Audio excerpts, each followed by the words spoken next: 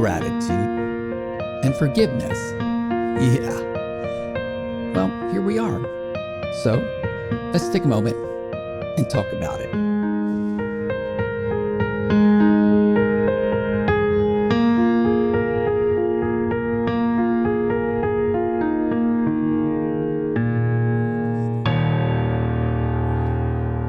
So, how are you on your grief journey?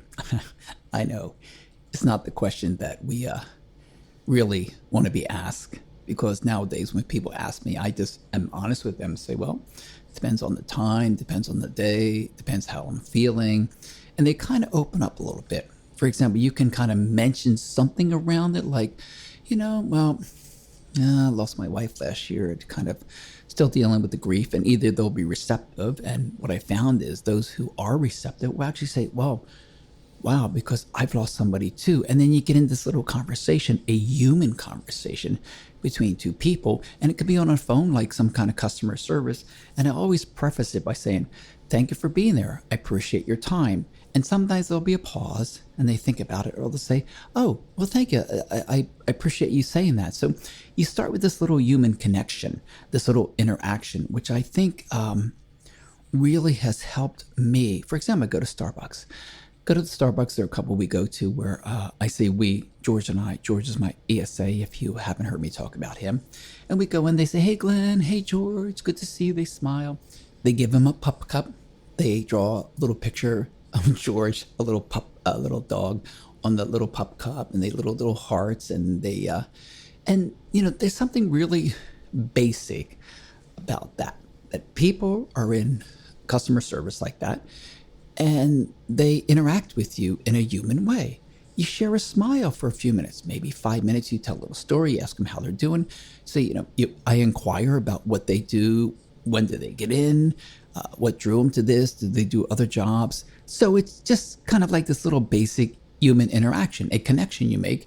And they smile and you smile, then you go about your life. And I think the feeling of gratitude that they're there. I always say, I appreciate you. Or when I call someone for customer service, say, thank you for being there. I appreciate your time. Sometimes there's a pause. They don't know what to say, but other times say, whoa, thank you. I appreciate you saying that. How can I help you? Because when we need something, we need help. And listen, what I realize is in grief, if you reach out to people, for the most part, for help, they'll be there. They'll be there to help you. People will want to help you if you're sincere, if you're honest, if they understand what you're going through. I've been very fortunate. I'm part of the entertainment industry, behind the scenes, sometimes in front of the camera, whatever. And I've been lucky to have certain communities and organizations that I've never had before that have been there for me, and they're still there for me. And it's just a wonderful thing because they're people helping people. And I think that's what I'm grateful for. We have grief and there's gratitude. I mean, look, we're not grateful for grief. It's something that we're dealing with, but we're grateful for the people who are helping us along the way. And as far as forgiveness goes, you know what? Let's just put a little pin in that. And we could talk about that later, because the forgiveness has more to do with forgiving ourselves, not forgiving others. I think we forgive ourselves more, and we need to forgive ourselves, not so much others, whether they're here or not.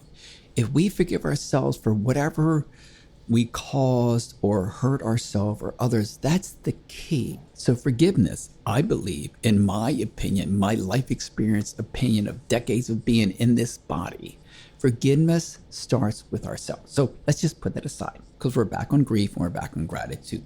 So just show somebody a little gratitude. Could be a simple smile, could be a simple thank you, could be anything like that to make someone's day. Because I feel in making someone else's day, it makes our day. I'm not in it for that, but there's nothing wrong. There's actually something very right about just being a human being who appreciates others and what they do, regardless if they know what you're going through. Because I've been on the phone call with customer service and I kind of don't say anything, but listen, I say, hey, listen, if I sort of pause for seconds because I'm going through grief, I lost my wife last year, and they'll say, "Oh, I'm sorry for your loss, condolences," which is fine. I mean, basically, we really do get tired of hearing that, but it's kind of a cliche thing people says, and I understand that. I mean, when someone says to me, I'm going like, "Yeah, I get it. I know what you're going through. I'm dealing with it myself. It's grief journey, and then you have a conversation." So what I found out is if you are human to a customer service person and you interact with them, whether it be grief or something else. I had a gentleman the other day say, I got a deadline. I go, "So what's going on?" He goes, "Well, I got to write this article for what I'm doing." And that wasn't his job. He was in customer service for a medical company. And I said, "Wow." I said, "Well, I'm sure it'll come to you." And he said to me, he said, I have writer's block." And I go, "Well, see, you just canceled yourself. You just said, I have writer's block. And you're telling the universe or spirit, whatever, you're telling yourself, oh, I have it. So tell yourself, it'll come to me. I need to get it done, and it'll come to me when I am ready."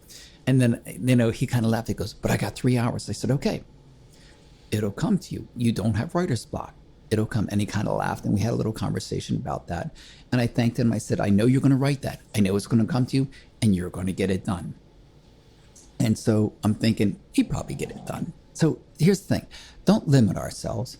Don't say what we have if it's negative. Like, okay, we're in grief. It sucks. It's hard. Grief can be a futhermucker. I said futhermucker. If you take the words and spin them around, you'll know what I mean.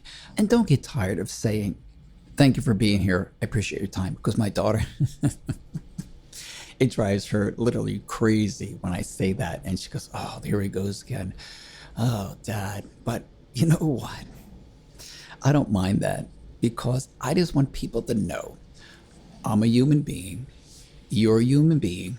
We're all going through something, no matter where you are in life, whether you're rich and famous or you're not, or you're struggling along. We're all going through something in this life. But here's the thing. It can suck. It can be hard sometimes, but it can also be very beautiful. So try to make it beautiful for someone around you. Just make your day, make their day. Share a smile with that Starbucks barista. They might just write something on your cup that makes you smile, makes your day. Remember, here in Club Grief, you're not alone. Be safe, be well, and I'll see you next time.